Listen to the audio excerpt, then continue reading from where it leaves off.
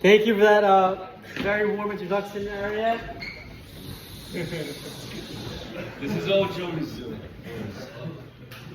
First and foremost, like Ariel started off, we have to thank our hosts, the Hajibai family, Lucas, his mom, his siblings. Not on such short notice, planning the siyum, sponsoring the food, inviting everyone, opening their home up to all of us. It's a big deal, Baruch Hashem. So Tizkula Mitzvot. This is for the Elul Nishmat of Shmuel ben Avraham. Baruch Hashem, Tenichenu Began Eden. Amen. We'll keep it short. Initially they told me to plan something longer, but we'll keep it shorter for the sake of time. I'll begin by mentioning a few very, very quick halachot that pertain to the fast on Saturday night and Sunday. And then we'll dive into a small idea that we can hopefully get inspired by when we approach this fast. Tisha B'Av, the 9th of Av, is one of the two fasts that we have in our religion that are 25 hours.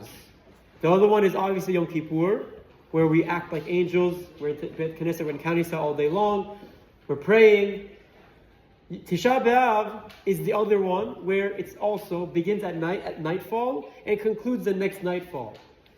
There are 5 general prohibitions on Tisha B'Av that mimic those of Yom HaKippurim. We don't eat or drink. We don't wear leather shoes. We don't anoint with creams. We don't wash ourselves. And husbands and wives are separate. They aren't together on the night of Tisha B'Av. Okay? Those mimic the same of Yom Kippur.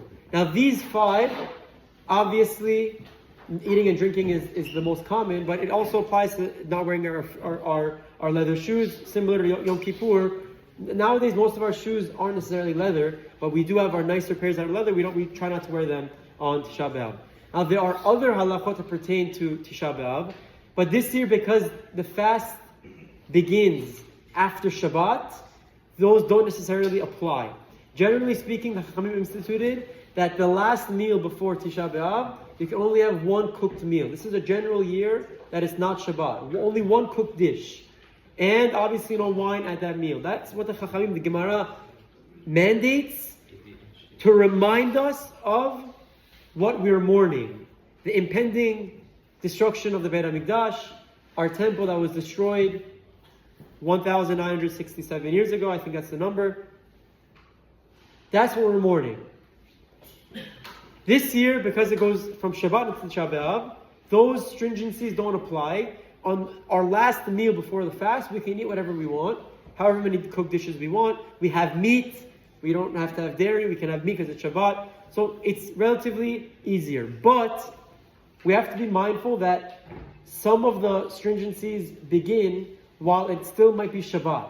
For example, 20 or 30 minutes after sunset, we take off our Shabbat shoes or our leather shoes and we put on the regular shoes, our non-leather shoes, beginning those morning customs. At that same point, or a little bit earlier from sunset, we stop eating, we stop drinking, we don't brush our teeth anymore, we don't wash our hands, we don't put any creams on. All of these things are mourning the destruction of the Bet Hamikdash. So that's a quick synopsis. That was literally 3 minutes.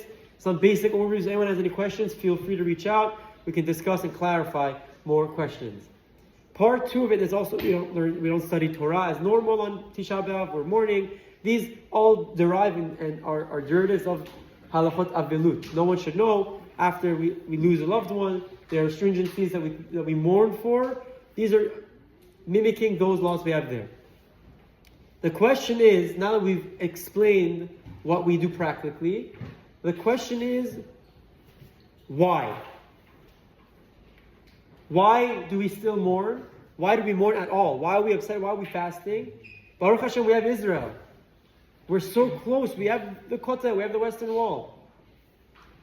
So I'll begin with a very simple analogy, a very simple idea that can help us get in the mind frame. Before, I think, most of you guys were born, even maybe I was maybe 1 or 2 years old, there was a huge blackout in Manhattan. There was some upstate New York, some power plant exploded that supplies the electricity. Dead. Everything was finished, everything was done, everything was out. My dad explained to me, along with most of our parents who work in the city, they had to walk home from Manhattan. I think maybe it was 15, 20 years ago. I don't remember exactly when it was. But there was no electricity and they had to walk home from the city. It was a 3-hour walk from Midtown to Queens or Greenwich, wherever they were at the time. Why do I mention that? Because we don't see the power plant. We don't feel the power plant. We don't understand that all of the electricity, all of our phones, everything is powered by some massive power plant. For us, it's not necessarily upstate New York, but miles and miles away from us. But when the power plant goes out, we feel it. Lehavdil al felafot, not to compare, God forbid, a power plant in our Bet Hamikdash, but that's the mindset that we need to have. The Bet Hamikdash is the power plant that cures all our problems.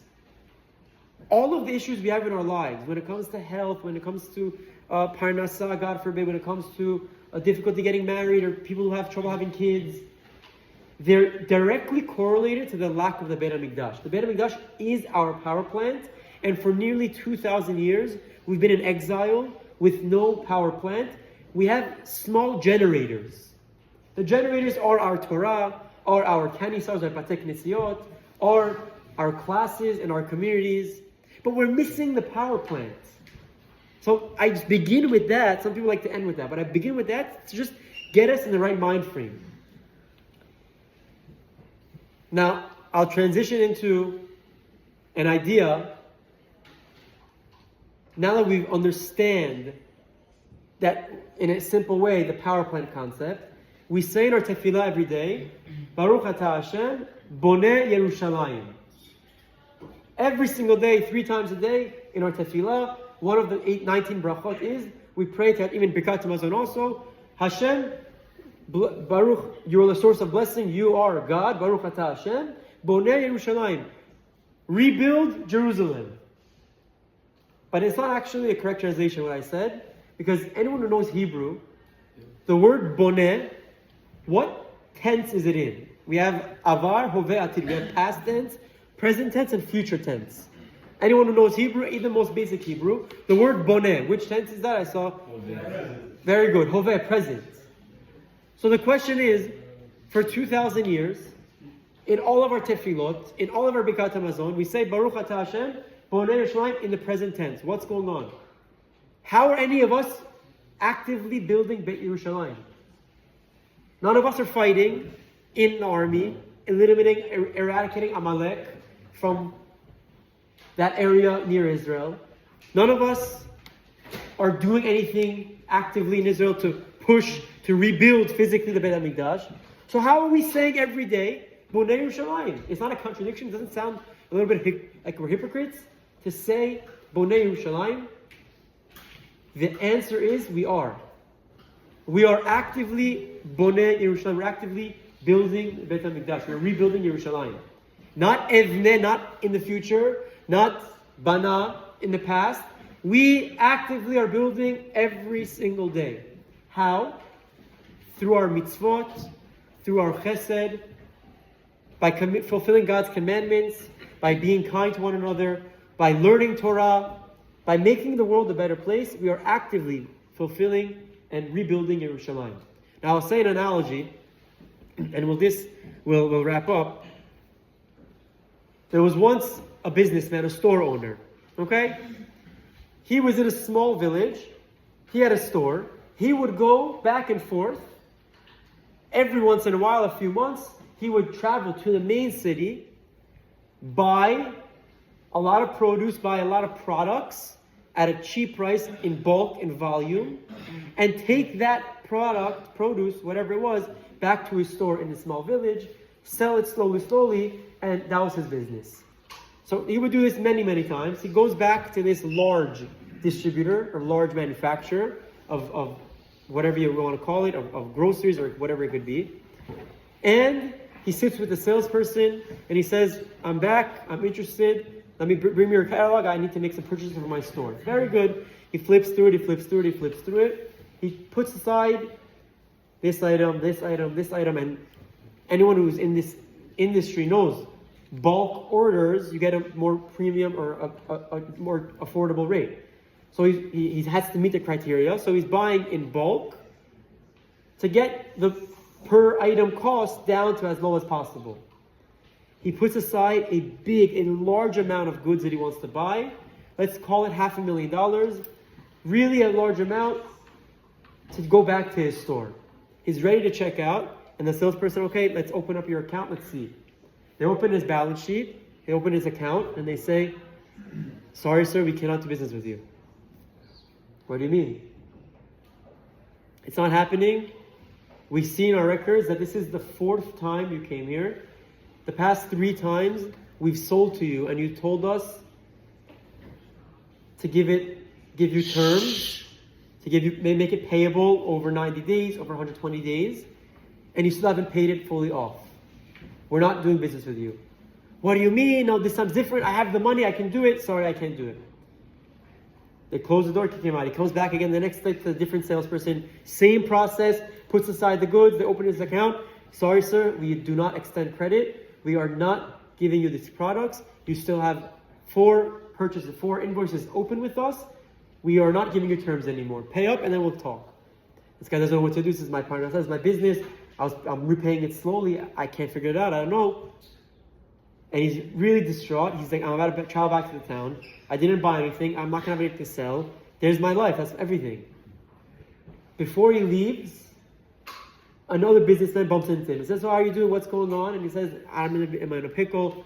I owe the money and I have a payment program with them, but they don't want to extend me any more credit. I have to go back to my store. I don't know how I'm going to survive. I don't have any products to sell. And the guy says, how much cash do you have on you? I have $25,000. Okay, go back to them tomorrow and only buy with the $25,000 you have.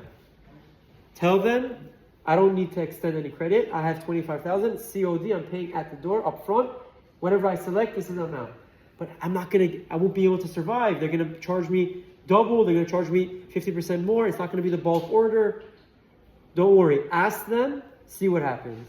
He goes back the 3rd day, sits with the salesperson. Again, same process. This time he puts only aside $25,000. He says, I have $25,000 cash. Here you go.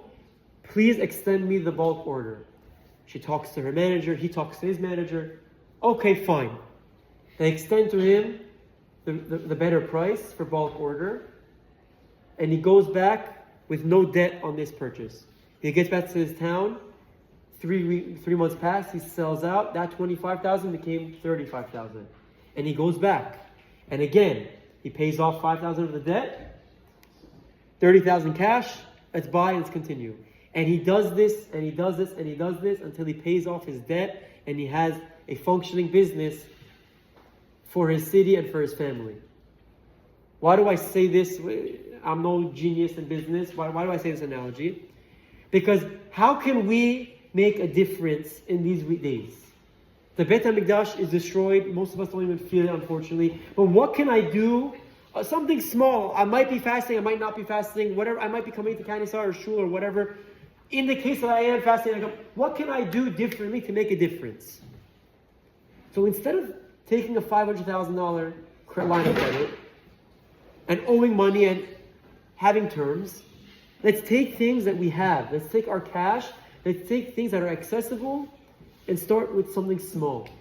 Buy a little bit and double it. Then buy again and keep doubling it. The Chavetz Chaim gives examples. He says, what we have to do is pick the small things. Now, what's considered small?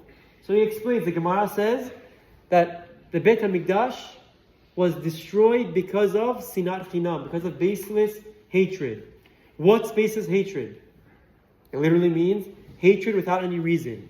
But the commentaries explain baseless hatred is a reference to the avon, the avera, the sin of lashon hara, of negative speech, of slander, of rechilut. So now it makes sense. The Gemara says every generation that they didn't rebuild the Bet Hamikdash, it's as if they destroyed it themselves. So it's not that almost 2,000 years ago they made a mistake and and that's why the Bet Hamikdash was destroyed. We are part of the problem. We are part of the issue. I'm almost 27. the past 26 years, I didn't see the Bet Hamikdash be rebuilt. I'm part of the problem. I have to do something actively to rebuild the Bet Hamikdash. And the answer ties back into my Bonei Yerushalayim question. Why do we say we are actively building in the present tense?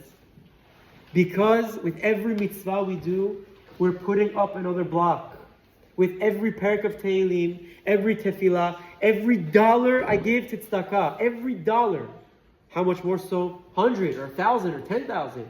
But everything we do is building another block, it's putting another piece of cement on the Bet Hamikdash.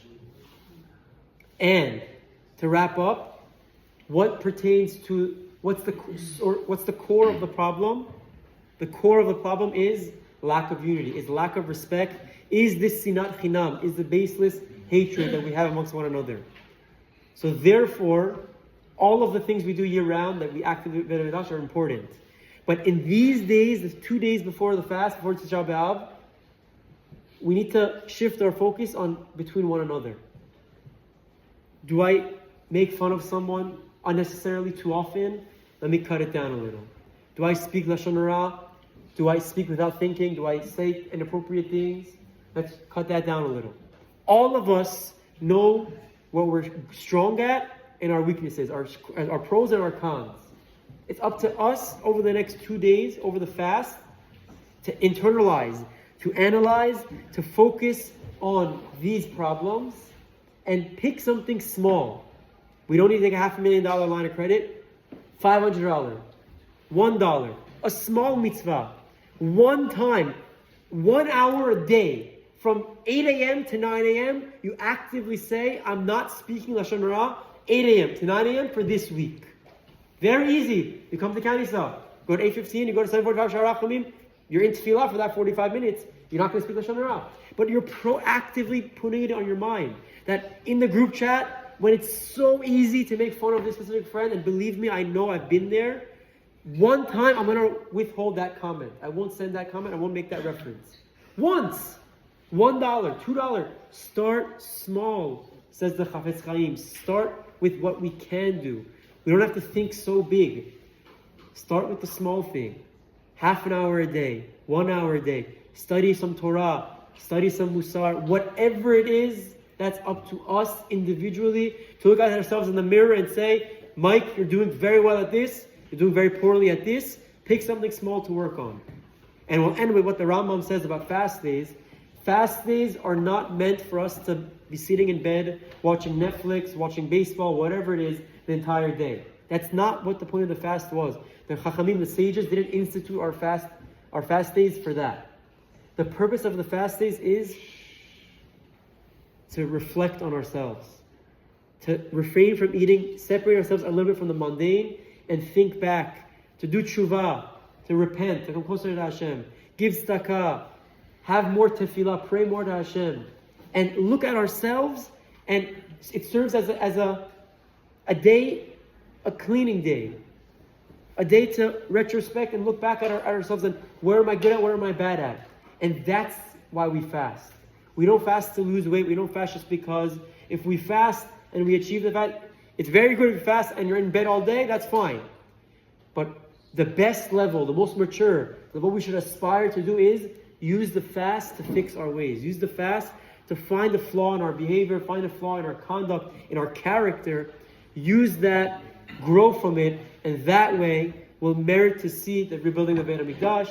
We'll merit to see all the good things for our state of Israel. All of the Chayalim should stay safe, should come home to their families. We'll only hear good news. Chazak Baruch Hu. Thank you.